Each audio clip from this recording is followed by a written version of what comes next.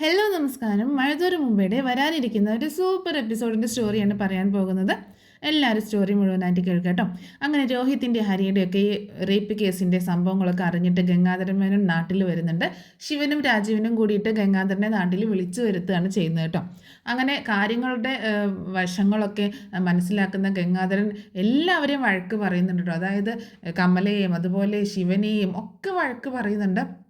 എന്താണെങ്കിലും നിങ്ങളുടെയൊക്കെ പിടിപ്പുകേട് കൊണ്ടാണ് എന്ന് പറഞ്ഞിട്ടാണ് വഴക്ക് പറയുന്നത്. പിന്നെയാണെങ്കിൽ നേരെ പോകുന്നത് വൈജയെ കാണാനാണ്. വൈജ എന്താണെങ്കിൽ ഹോസ്പിറ്റലിൽ തന്നെ കിടക്കുകയാണല്ലോ.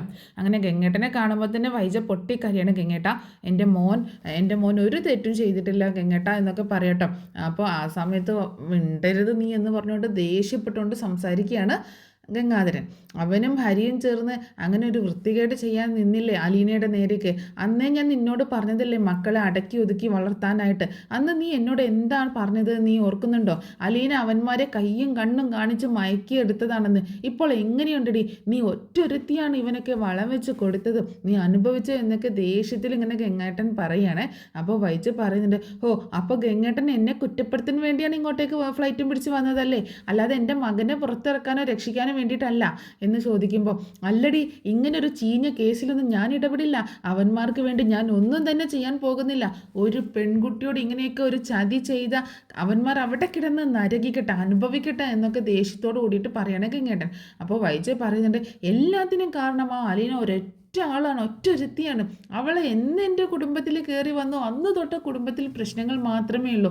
എന്നിൽ നിന്ന് എൻ്റെ ഭർത്താവിനെ പോലും അവൾ സ്വന്തമാക്കിയില്ലേ ഗംഗേട്ട. ഇപ്പോൾ ഞാൻ കൂടി ഇല്ലാത്തത് കൊണ്ട് അവൾക്കും അങ്ങേർക്ക് സുഖമായി കാണും എന്നൊക്കെ ഇങ്ങനെ വൈജ അലീനയെ മോശമായിട്ട് പറയുന്ന സമയത്ത് ഹോസ്പിറ്റലിലാണെന്നും വൈജ വയ്യാതെ കിടക്കണമെന്നും നോക്കാതെ ഗംഗേട്ടനാണെങ്കിൽ വൈജയുടെ കരണം നോക്കി ഒരെണ്ണം കൊടുക്കാനായിട്ട് കയ്യോ അങ്ങാട്ടോ, എൻ്റെ കയ്യിൽ നിന്ന് നീ വാങ്ങിക്കുമെന്ന് പറഞ്ഞുകൊണ്ട്. കാരണം തല്ലാൻ പറ്റത്തില്ലല്ലോ, അത്രയും ബുദ്ധിമുട്ടിൽ താടിയെല്ലൊക്കെ പൊട്ടി കിടക്കുന്നതുകൊണ്ട് തല്ലുന്നില്ല.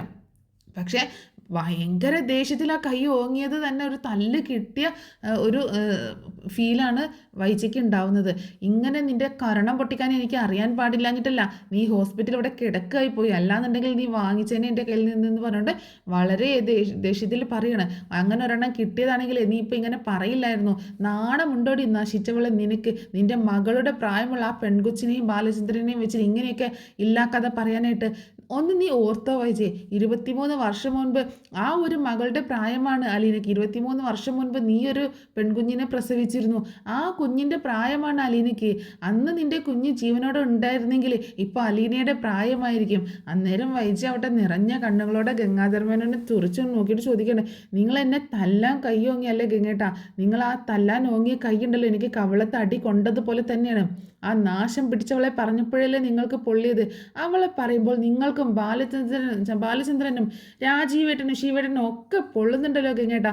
അതെന്താണെന്ന് എനിക്ക് മനസ്സിലാവാത്തത്. നിങ്ങൾക്കൊക്കെ എന്നേക്കാൾ വലുത് ആ അലീനയാണെന്ന് എനിക്ക് ബോധ്യമായി. ശിവേട്ടനും രാജീവേട്ടനും ഒക്കെ എത്ര പെട്ടെന്നാണ് മാറ്റമുണ്ടായത്.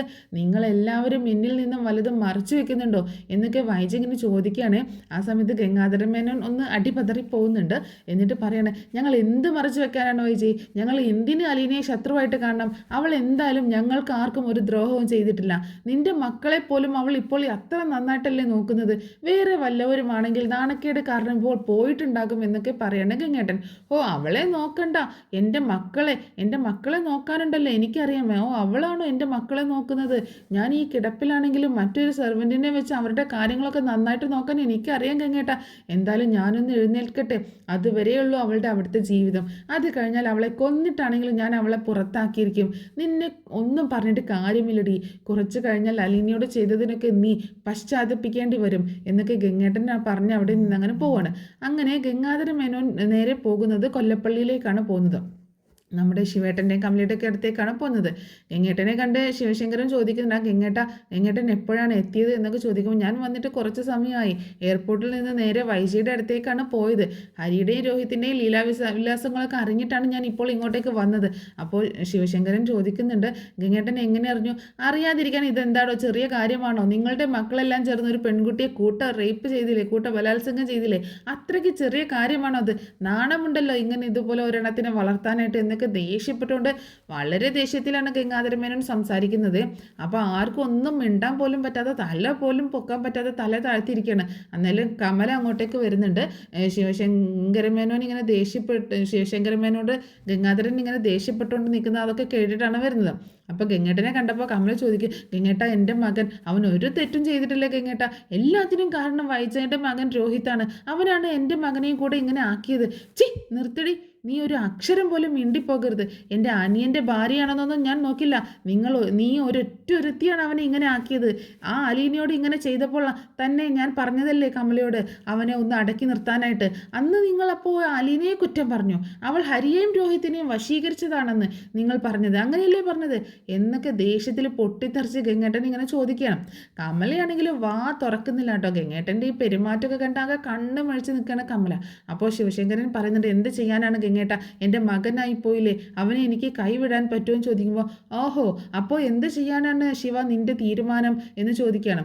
അപ്പോൾ അവനെ ഇനിയും പുറത്തിറക്കി മറ്റു പെൺകുട്ടികളുടെ കൂടെ ഭാവി തുലയ്ക്കാനാണോ എന്നൊക്കെ ഗംഗേട്ടൻ വളരെ ദേഷ്യത്തിൽ ഇങ്ങനെ ചോദിക്കുമ്പോൾ കമല പറയുന്നുണ്ട്, ഇല്ല ഗംഗേട്ട, അവൻ ഇനി തെറ്റായ വഴിക്കൊന്നും പോകത്തില്ല, ഇത് അവനൊരു അബദ്ധം പറ്റിപ്പോയതാ. ഗംഗേട്ടൻ വിചാരിച്ചാൽ ഹരിയെ ഇറക്കാനായിട്ട് പറ്റും.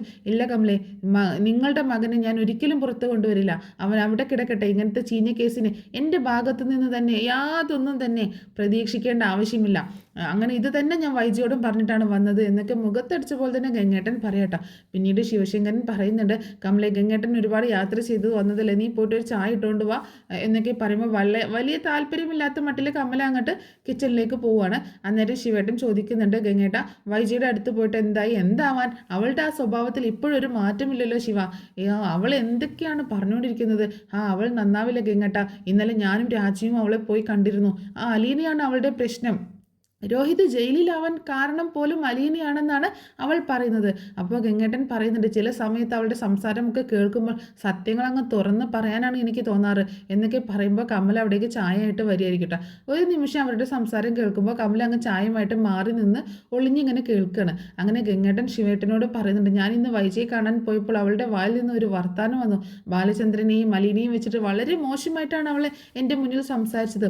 പിന്നെ ഞാൻ മുന്നും പിന്നും നോക്കിയില്ല, അവളുടെ കരണം നോക്കി കൊടുക്കാനായിട്ട് കൈ ഓങ്ങിയതാണ് ഞാൻ. പക്ഷേ ആ താടിയിലൊക്കെ പൊട്ടിയിരിക്കുന്നത് കൊണ്ട് അത് വീണ്ടും പൊട്ടിപ്പോവും എന്നുള്ളൊരു അവസ്ഥ ഓർത്തുകൊണ്ട് ഞാൻ തല്ലിയില്ല എന്ന് പറയണം. ഇതൊക്കെ കേട്ടുകൊണ്ട് കമല അവിടെ മാറി ഒരു സൈഡിൽ ഇങ്ങനെ അന്താളിച്ച് നിൽക്കുകയാണ്. അപ്പോൾ ശിവൻ പറയുന്നുണ്ട്, ആ വർത്താനം അവൾ എൻ്റെ അടുത്തും പറഞ്ഞിട്ടുണ്ട് ഗംഗേട്ട, ഇന്നലെ കൂടി ഞാൻ അവളെ കാണാനായിട്ട് പോയപ്പോൾ അവളുടെ വായിൽ നിന്ന് ഇത് തന്നെയായിരുന്നു വന്നത്. അവൾ അറിയുന്നില്ലല്ലോ അവളുടെ സ്വന്തം മകളാണ് അലീന എന്ന്. 23 വർഷം മുൻപ് ഗംഗേട്ടൻ്റെ കൂടെ ജോലി ചെയ്ത സ്റ്റാൻലിന് അവൾക്ക് ജനിച്ച പെൺകുഞ്ഞ് മരിച്ചു എന്നല്ലേ നമ്മൾ അവളെ പറഞ്ഞ് വിശ്വസിപ്പിച്ചത്. എന്നാൽ ഇപ്പോൾ തോന്നുന്നു അത് വേണ്ടായിരുന്നത്. അവളുടെ ചില സമയത്ത് സംസാരം കേൾക്കുമ്പോൾ സത്യങ്ങളൊക്കെ അവളോട് തുറന്ന് പറയാനാണ് ഗംഗേട്ട എനിക്ക് തോന്നാറ് എന്നിങ്ങനെ പറയണം. ഇതൊക്കെ ശിവശങ്കരൻ ഇങ്ങനെ പറയുമ്പോൾ കമല ആകെ ഞെട്ടിത്തരിച്ച് എല്ലാം കേട്ടുകൊണ്ട് അവിടെ ഒരു സൈഡിൽ നിൽക്കുകയായിരിക്കും കേട്ടോ. അമ്പടി, നിനക്ക് ഇങ്ങനെ ഒരു കഥ ഉണ്ടായിരുന്നോ, നീ ആള് കൊള്ളാമല്ലോടി വൈജേ, അപ്പോൾ അലീനയുടെ പിഴച്ച അമ്മ അത് നീ തന്നെയാണോടി, അതെന്തായാലും കൊള്ളാം, ഞാൻ ഇത് വെച്ചൊരു കളി കളിക്കും, നിന്റെ ജീവിതം ഞാൻ തകർക്കും, ഈ സത്യങ്ങളൊക്കെ ആദ്യം ബാലചന്ദ്രനോട് തന്നെ പറയണം എന്നൊക്കെ കമല അവിടെ മാറി നിന്ന് ഇങ്ങനെ പിറുപിറുക്കുക കേട്ടോ. കമലയ്ക്ക് അറിയില്ല സത്യങ്ങളൊക്കെ ബാലചന്ദ്രൻ അറിഞ്ഞു എന്നുള്ളത്. അങ്ങനെ ചായയുമായിട്ട് കമല അങ്ങോട്ടേക്ക് വരുമ്പോൾ അവർ സംസാരം നിർത്തുന്നുണ്ട്. അപ്പോൾ എന്നിട്ട് കമല ഗംഗേട്ടന് ചായ കൊടുത്ത ശേഷം ഒന്ന് ആക്കിയ പോലെ പറയുന്നുണ്ട്, ഗംഗേട്ട ചില സത്യങ്ങളൊക്കെ എത്ര മൂടി വെക്കാൻ നോക്കിയാലും അത് ഇന്നല്ലെങ്കിൽ നാളെ പുറത്തു വരിക തന്നെ ചെയ്യും എന്നൊക്കെ പറഞ്ഞ് കമല അങ്ങോട്ട് പോവുകയാണ്. അതെന്തായിരിക്കും അവൾ അങ്ങനെ പറഞ്ഞത് എന്നൊക്കെ അവരവിടെ ചിന്തിക്കുന്നുണ്ട്. ഇനി എങ്ങാനും നമ്മൾ പറഞ്ഞത് കേട്ട് കാണുമോ എന്ന് ചോദിക്കുമ്പോൾ അതിന് വഴിയില്ല, അവൾ ഇപ്പോഴല്ലേ ഇങ്ങോട്ടേക്ക് വന്നത് എന്ന് പറയണേ ശിവൻ. അങ്ങനെ പിന്നീട് അതെല്ലാം കഴിഞ്ഞ് കമല ആരും കാണാതെ ബാലചന്ദ്രനെ വിളിക്കുകയാണ്. അന്നേരം ബാലചന്ദ്രൻ ഫോൺ എടുത്ത് ചോദിക്കും, എന്ത് വേണം എന്ന് ചോദിക്കുകയാണ്. എനിക്കൊന്നും വേണ്ട ബാലേന്ദ്ര, ഞാൻ എൻ്റെ മോനെ പുറത്തിറക്കണമെന്ന് പറഞ്ഞ് സഹായം ചോദിക്കാനൊന്നല്ല വിളിച്ചത്, ഒരു പ്രധാനപ്പെട്ട കാര്യം പറയാനായിട്ടാണ്. എന്ത് കാര്യമാണാവോ കമലേട്ടത്തിക്ക് എന്നോട് പറയാനുള്ളത് എന്ന് ചോദിക്കാട്ടോ. ഒരു പരിഹാസ രീതിയിലാണ് ചോദിക്കുന്നത്. നീ പുച്ഛിക്കൊന്നും വേണ്ട ബാലചന്ദ്ര, നിന്റെ ഭാര്യ എന്ന് പറയുന്ന ഒരുത്തിയുണ്ടല്ലോ വൈജ, അവൾ നിന്നെ ചതിക്കുകയായിരുന്നു. വിവാഹത്തിന് മുൻപ് അവൾ ഗംഗേട്ടൻ്റെ കൂടെ ജോലി ചെയ്തിരുന്ന ഒരാളുമായിട്ട് പ്രണയത്തിലായി. അയാളിൽ അവൾക്കൊരു പെൺകുഞ്ഞ് ജനിച്ചിട്ടുണ്ട് എന്നൊക്കെ കമല പറയുമ്പോൾ ബാലചന്ദ്രൻ അവിടെ ഞെട്ടിത്തരിച്ച് നിൽക്കുകയാണ്. കമലേട്ടത്തി എന്തൊക്കെ ഈ പറയുന്നത്, ഇതൊക്കെ കമലേട്ടത്തിയോട് ആര് പറഞ്ഞു എന്നൊക്കെ ചോദിക്കുക. എങ്ങനെ ഇതൊക്കെ അറിഞ്ഞു എന്ന് ചോദിക്കുമ്പോൾ ഞാൻ എങ്ങനെ അറിഞ്ഞു എന്നുള്ളതൊന്നും ഒരു കാര്യമേ അല്ല. ഞാൻ എങ്ങനെ അറിഞ്ഞാലും എന്താ കാര്യം ബാലചന്ദ്ര, ഒരു കാര്യം കൂടി പറയാം. ആ കുഞ്ഞാരാണെന്ന് നിനക്കറിയണ്ടേ? നീ പാല് കൊടുത്ത് വളർത്തുന്നതിൽ ഒരുത്തിയെ നിന്റെ മകളെപ്പോലെ അലീന, അവൾ തന്നെയാണ് വൈജയന്തിയുടെ അവിഹിത സന്തതി. അപ്പോൾ കമലേട്ടത്തി വൈജയെ ചതിക്കുകയായിരുന്നു അല്ലേ എന്ന് ഇങ്ങനെ ചോദിക്കുമ്പോൾ അതേ ബാലചന്ദ്ര, അവളെ ഇനി അങ്ങോട്ട് കയറ്റുക പോലും ചെയ്യണ്ട. അതുപോലെ അവളുടെ അവിഹിത സന്തതി ഉണ്ടല്ലോ അലീന, അവളെയും എത്രയും പെട്ടെന്ന് അടിച്ച് പുറത്താക്കാൻ നോക്ക് എന്നൊക്കെ വലിയ കാര്യമായിട്ട് കമൽ ഇങ്ങനെ പറയുകയാണേ. അന്നേരം ബാലചന്ദ്രൻ പറയുന്നുണ്ട്, ഇനി അലീനയെ ഞാൻ ഇവിടെ നിർത്തത്തില്ല ഏട്ടത്തി, ഇപ്പോൾ തന്നെ ഞാൻ ഈ നിമിഷം തന്നെ ഞാൻ അവളെ പുറത്താക്കാൻ പോവാണ്, ഏട്ടത്തി വെച്ചോ എന്നൊക്കെ പറഞ്ഞ് ബാലചന്ദ്രൻ അവിടെ ഫോണൊക്കെ വെച്ച് പൊട്ടിച്ചിരിക്കട്ടോ. എന്നിട്ട് ശിവശങ്കറിനെ വിളിച്ച് കാര്യങ്ങളൊക്കെ പറയുന്നുണ്ട്. കമലേട്ടത്തി തന്നെ വിളിച്ചതും അതുപോലെ സത്യങ്ങളൊക്കെ തന്നോട് പറഞ്ഞതും എല്ലാം ബാലചന്ദ്രൻ ശിവശങ്കറിനോട് പറയണം. അയ്യോ ബാലചന്ദ്ര, ഇതൊക്കെ കമൽ എങ്ങനെ അറിഞ്ഞു? അത് ശിവേട്ടൻ എന്നോടാണോ ചോദിക്കുന്നത്? നിങ്ങൾ നിങ്ങളുടെ ഭാര്യയോട് ചോദിക്കുക. ഇങ്ങനെ പോയാൽ ഞാൻ വൈജയോട് സത്യങ്ങൾ പറയുന്നതിന് മുൻപ് ശിവേട്ടൻ്റെ ഭാര്യ തന്നെ വൈജയുടെ അടുത്ത് പറയും. അതാകുമ്പോൾ എനിക്ക് കാര്യങ്ങൾ കുറച്ചുകൂടി എളുപ്പമായല്ലോ എന്നൊക്കെ പറയണം ബാലചന്ദ്രൻ. എന്നിട്ട് ഫോൺ വെക്കുന്നുണ്ട്. അപ്പോൾ ശിവശങ്കരനാണെങ്കിൽ കമലയെ റൂമിൽ വിളിച്ചിട്ട് വാതിലൊക്കെ ലോക്കാക്കിയിട്ട് നീ ചോദിക്കും, നീ ഇന്ന് ബാലചന്ദ്രനെ വിളിച്ചിരുന്നോ എന്ന് ചോദിക്കുമ്പോൾ അപ്പോൾ കമലെ പറയും, ഞാൻ എന്തിനാ ശിവേട്ട ബാലചന്ദ്രനെ വിളിക്കുന്നത്? നോക്ക് കമലെ, നീ എന്നോട് കള്ളം പറയാൻ നിൽക്കണ്ട, ബാലചന്ദ്രൻ എന്നെ വിളിച്ചിരുന്നു. ഓ, അപ്പോൾ അതാണ് കാര്യം. ഞാൻ വിളിച്ചിരുന്നു. നിങ്ങളും ഗംഗേട്ടനും സംസാരിക്കുന്നത് മൊത്തം ഞാൻ കേട്ടു ശിവേട്ട. എന്തായാലും നിങ്ങളുടെ പെങ്ങള് കൊള്ളാം. വിവാഹത്തിന് മുൻപ് ഒന്ന് പെറ്റിട്ടാണ് ബാലചന്ദ്രൻ്റെ മുൻപിൽ അവൾ കഴുത്ത് നീട്ടിയത്. നാണമുണ്ടോ എന്നൊക്കെ കമൽ ഇങ്ങനെ ചോദിക്കുമ്പോൾ ശിവൻ പറയുന്നുണ്ട്, അത് പിന്നെ കമലെ, അതന്ന് അവൾക്കൊരു അബദ്ധം പറ്റിപ്പോയതാണ്. നീ ഇതിനെ ആരോടും വേറെ പുറത്തൊന്നും പറയാൻ നിൽക്കണ്ട. അപ്പോൾ കമല അവിടെ ഒരു പുച്ഛഭാവത്തോടെ ഇങ്ങനെ പറയണേ, അതൊന്നും എനിക്ക് ആലോചിക്കാൻ കഴിയില്ല, അതൊന്നും പറയാൻ പറ്റില്ല ശിവേട്ട. എന്തായാലും കൊള്ളാം, സ്വന്തം മകളോടാണല്ലോ നിങ്ങളുടെ പെങ്ങൾ ഇപ്പോൾ യുദ്ധം ചെയ്യുന്നത്. അത് ഓർക്കുമ്പോൾ തന്നെ എനിക്ക് നല്ലതായിട്ട് ചിരി വരുന്നുണ്ട്. പിന്നെ ഒരു കാര്യം ഞാൻ പറഞ്ഞേക്കാം, അലീന വൈജയുടെ അവിഹിത സന്തതിയാണെന്ന് വെച്ച് അലീനയെ എൻ്റെ മകൻ മനുവിൻ്റെ തലയിൽ കെട്ടിവെക്കാമെന്ന് ആരും കരുതണ്ട. എന്താണെങ്കിലും നിങ്ങളുടെ പെങ്ങളെ ഞാനൊന്ന് കാണുന്നുണ്ട് എന്നൊക്കെ പറഞ്ഞ് കമല റൂമിൽ നിന്ന് പോകാൻ തുടങ്ങുമ്പോൾ ശിവശങ്കരൻ കമലയെ പിടിച്ചു നിർത്തിയിട്ട് പറയാണ്, നീ എങ്ങാനും ഇത് വൈജയെ അറിയിച്ചാൽ പിന്നെ ഞാൻ ഇതിനെ വെച്ചേക്കില്ല ജീവനോടെ എന്ന് പറയാണ്. അത് നീ ഓർത്തോ എന്ന് പറയുന്നുണ്ട്. അപ്പോൾ ഇങ്ങനെയൊക്കെ പറഞ്ഞിട്ട് ശിവൻ അവിടെ നിന്ന് പോണില്ല ശിവേട്ട, ഞാൻ ഇപ്പോൾ തൽക്കാലം വൈജയോട് പറയുന്നില്ല. അത് നിങ്ങളെ പേടിച്ചിട്ടില്ല, ആദ്യം അറിയേണ്ടത് അവളുടെ മക്കളാണ് എന്നൊക്കെ പറഞ്ഞ് ഒരു പുച്ഛഭാവത്തോടെ കമല ഇങ്ങനെ നിൽക്കുകയാണ്. പിന്നീട് കാണിക്കുന്നത് ഗംഗാധരമേനോൻ കടപ്പാട്ടൂരിലേക്ക് പോകുന്നുണ്ട്, ബാലചന്ദ്രൻ്റെ വീട്ടിലേക്ക്. അലീനയായിരിക്കും ഡോറൊക്കെ തുറന്നു കൊടുക്കുന്നത്. ആ അങ്കിൾ എപ്പോൾ എത്തി എന്നൊക്കെ ചോദിക്കുമ്പോൾ ഞാൻ വന്നിട്ടേ ഉള്ളൂ എന്ന് പറയണം. ബാലചന്ദ്രൻ ഇല്ലേ അകത്തെന്ന് ചോദിക്കുമ്പോൾ ആ ഉണ്ടെങ്കിലേ അച്ഛൻ മുകളിലുണ്ട് എന്ന് പറയണം. അങ്ങനെ അലീന പറഞ്ഞതനുസരിച്ച് ഗംഗാധരൻ ബാലചന്ദ്രനെ കാണാനായിട്ട് മുകളിലെ റൂമിലേക്ക് പോകുന്നുണ്ട്. അപ്പോൾ രോഹിത്തിൻ്റെ കാര്യങ്ങളൊക്കെ ചോദിക്കാൻ, എന്താ നിന്റെ തീരുമാനം, രോഹിത്തിനെ ജാമ്യത്തിൽ ഇറക്കാനുള്ള ഏർപ്പാടൊക്കെ ചെയ്തോ എന്ന് ചോദിക്കുമ്പോൾ ഇല്ല എന്ന് പറയണം. ഞാൻ എന്തിനാണ് ഗംഗേട്ട അവനെ പുറത്തിറക്കുന്നത്? എനിക്കും പെൺമക്കൾ ഉള്ളതല്ലേ. അവൻ തെറ്റ് ചെയ്തിട്ടുണ്ടെങ്കിൽ അവന് ശിക്ഷ കിട്ടണം. അവനെ ഇങ്ങനെയാക്കിയത് നിങ്ങളുടെ പെങ്ങൾ വൈജ ഒറ്റൊരുത്തിയാണ്. അന്ന് അലീനയോട് ഈ ഒരു ക്രൂരത ചെയ്തപ്പോൾ അവന് കൊടുക്കേണ്ടത് കൊടുക്കണമായിരുന്നു. അത് നിങ്ങളുടെ പെങ്ങൾ ചെയ്തില്ല. നിങ്ങളുടെ പെങ്ങളെ എല്ലാ കുറ്റവും അലീനയുടെ തലയിൽ കെട്ടിവെച്ച് മോനെ അങ്ങ് വെളുപ്പിക്കുകയായിരുന്നു. ഗംഗേട്ടൻ അറിയുമോ, ഞാൻ പലപ്പോഴായി വൈജയോട് പറഞ്ഞിട്ടുണ്ടായിരുന്നു ആ ഹരി ഇവിടെ കയറ്റരുതെന്ന്. അവൻ ഒറ്റൊരുത്തനാണ് രോഹിത്തിനെ കൂടി ഇങ്ങനെ ആക്കിയത്. ഇനി അനുഭവിക്കട്ടെ, നിങ്ങളുടെ പെങ്ങൾ തന്നെ വേണ്ടത് എന്താന്ന് വെച്ചാൽ ചെയ്യട്ടെ. എന്നാലും ബാലചന്ദ്ര നിന്റെ മകനല്ലേ, അതൊക്കെയാണ്. പക്ഷെ ഇപ്പോൾ ഉണ്ടല്ലോ എൻ്റെ മനസ്സിൽ അങ്ങനെ ഒരു മകനില്ല, അങ്ങനെ ഒരു വികാരമില്ല എന്നൊക്കെ ദേഷ്യത്തിൽ പറയണമെങ്കിലും ബാലചന്ദ്രൻ്റെ എങ്ങനെയെങ്കിലും രോഹിത്തിനെ ഇറക്കണം എന്നൊക്കെ ഉണ്ട് കേട്ടോ. അങ്ങനെ ഗംഗാധരൻ പറയണ, ഗംഗാധരന് ആ സമയത്ത് ചായ കൊണ്ട് അലീന അങ്ങോട്ടേക്ക് വരുന്നുണ്ട്. അങ്കിളെ, രോഹിത്തിനെ പുറത്ത് കൊണ്ടുവരാൻ വല്ല വഴിയുമുണ്ടോ എന്ന് ചോദിക്കുമ്പോൾ ഇല്ല മോളെ, ഇങ്ങനെ ജാമ്യം കിട്ടുന്ന ഒരു കേസല്ല. അവർ ചെയ്തത് വലിയൊരു തെറ്റാണ്, ചെറിയ കുറ്റമൊന്നുമല്ലല്ലോ. അപ്പോൾ അലീന പറയുന്നുണ്ട്, രോഹിത്ത് എങ്ങനെ ഒരു തെറ്റ് ചെയ്യുമെന്ന് എനിക്ക് തോന്നുന്നില്ല അങ്കിളെ. ഞാനൊന്ന് തുറച്ചു നോക്കിയാൽ പോലും അവൻ്റെ കണ്ണിലുള്ള പേടി ഞാൻ പലപ്പോഴായിട്ട് കാണാറുണ്ട്. എന്തോ ഒരു ചതി നടന്നതുപോലെയാണ് അങ്കിളെ എനിക്ക് ഫീൽ ചെയ്യുന്നത്. അപ്പോൾ ബാലചന്ദ്രൻ പറയും, അത് നിനക്ക് തോന്നുകയായിരിക്കും മോളെ, ആ അമ്മയുടെ മകനല്ലേ അവൻ എന്ന് പറയണം. അപ്പോൾ വിവാഹത്തിന് മുൻപ് ആരും അറിയാതെ അമ്മ നിന്നെ പ്രസവിച്ച് തള്ളിയതല്ലേ, ആ സ്വഭാവം മകന് കിട്ടാതിരിക്കുമ്പോൾ മോളെ എന്നൊക്കെ ഒന്ന് ആക്കിയ പോലെ ബാലചന്ദ്രൻ പറയട്ടെ. അപ്പോൾ ഗംഗാധരനെ ഒന്ന് കൊള്ളിക്കാനാണ്. അപ്പോൾ ഗംഗാധരനാണെങ്കിൽ ഒരു അക്ഷരം പോലും മിണ്ടാതെ അവിടെ തല കുനിച്ചിരിക്കുകയാണ്. ഒടുക്കം ചായ എല്ലാം കുടിച്ച ശേഷം ഗംഗാധരൻ മേനോൻ യാത്രയൊക്കെ പറഞ്ഞ് അവിടുന്ന് ഇറങ്ങുന്നുണ്ട്. അന്നേരം അലീന പറയും, അച്ഛൻ എന്തിനാ അങ്കിളിനോട് ഇങ്ങനെയൊക്കെ സംസാരിച്ചത്? അങ്കിളിന് അത് വിഷമമായി കാണില്ലേ? കുറച്ചങ്ങോട്ട് വിഷമിക്കട്ടെ മോളെ, ഒന്നല്ലെങ്കിലും ചേട്ടനും അനിയത്തിയും ചേർന്ന് എന്നെ കുറേ കാലം വിഡ്ഢിയാക്കിയതല്ലേ. അതൊക്കെ പോട്ടെ, നീ എന്താ മോളെ അങ്ങനെ പറഞ്ഞത്? രോഹിത് നിരപരാധിയാണെന്ന് നിനക്ക് അങ്ങനെ തോന്നാൻ എന്താ കാരണം? അന്നേരം അലീന പറയുന്നുണ്ട്, രോഹിത് ആ രാത്രി ഇവിടെ വന്നപ്പോൾ അവൻ്റെ കണ്ണുകളിൽ നല്ല പേടിയുണ്ടായിരുന്നു അച്ഛാ.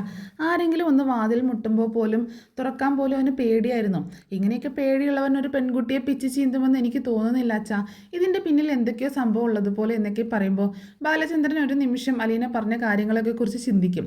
ബാലചന്ദ്രൻ അന്ന് രാത്രിയിൽ രോഹിത്തിൻ്റെ റൂമിൽ പോയിട്ട് ഇങ്ങനെ ചോദിച്ചപ്പോൾ ഭയങ്കര ഒരു പേടിയിലും ദേഷ്യത്തിലൊക്കെ ആയിരുന്നല്ലോ അവനുണ്ടായിരുന്നത്. അവൻ നിരപരാധിയാണെങ്കിൽ നമ്മൾ അതെങ്ങനെ പുറത്തു കൊണ്ടുവരും മോളെ എന്ന് ചോദിക്കുമ്പോൾ നമ്മളതെങ്ങനെ തെളിയിക്കും എന്ന് ചോദിക്കണം. അന്ന് അവിടെ നടന്നത് അവർക്ക് 4 പേർക്കും പിന്നെ ആ പെൺകൊച്ചിനും മാത്രമല്ലേ അറിയുകയുള്ളൂ. അതൊക്കെ നമുക്ക് കണ്ടുപിടിക്കാൻ വച്ചാൽ അവൻ നിരപരാധിയാണെങ്കിൽ ഞാൻ അവനെ പുറത്തു കൊണ്ടുവരിക തന്നെ ചെയ്യും എന്നൊക്കെ പറഞ്ഞ് അലീന അവിടെ നിന്ന് പോവുകയാണ്. പിന്നീടാണ് അലീന ശരണ്യെ കാണാനായിട്ട് അവളുടെ വീട്ടിലേക്ക് പോകുന്നതും അവിടെ വെച്ചിട്ട് ഒരുപാട് സംഭവങ്ങളൊക്കെ ഉണ്ടാവുന്നത്. അതൊക്കെ ഓൾറെഡി നമ്മൾ ചാനലിൽ പറഞ്ഞ് അപ്ലോഡ് ചെയ്തിട്ടുണ്ട്. അതിൻ്റെയൊക്കെ സ്റ്റോറി ശരിക്കും നോവലിനെ ബേസ് ചെയ്തിട്ട് തന്നെ പറഞ്ഞ സ്റ്റോറിയാണ്. നോവലിൽ സംഭവിച്ച കാര്യങ്ങളൊക്കെ തന്നെയാണ്. അപ്പോൾ അതൊക്കെ കാണാത്തവരാണെങ്കിൽ അത് നമ്മുടെ ചാനലിൽ ഉണ്ടൊക്കെ ഒന്ന് കാണാം. പിന്നീട് ശരണ്യെ കാണാൻ പോകുന്നതും അവിടെ വെച്ചുണ്ടാകുന്ന സംഭവങ്ങളും പിന്നെ രോഹിത്തിനെ രക്ഷിക്കുന്നത് എങ്ങനെയാണ്, രോഹിത് കേസിൽ നിന്ന് രക്ഷപ്പെട്ടു പോരുന്നതും അതിനുശേഷം സംഭവിക്കുന്ന കാര്യങ്ങളൊക്കെ ഓൾറെഡി പറഞ്ഞ് അപ്ലോഡ് ചെയ്തിട്ടുണ്ട്. ഇനി കുറച്ച് കൂടി മുന്നോട്ട് പോകുമ്പോൾ അതിൻ്റെയൊക്കെ ഡീറ്റെയിൽ ആയിട്ടുള്ള സ്റ്റോറി വീണ്ടും പറഞ്ഞ് അപ്ലോഡ് ചെയ്യുന്നതായിരിക്കും. അപ്പോൾ ഈ സ്റ്റോറി എല്ലാവർക്കും ഇഷ്ടമായിട്ടുണ്ടാവുമെന്ന് കരുതുകയാണ്. തുടർന്നും സപ്പോർട്ട് ചെയ്യുക.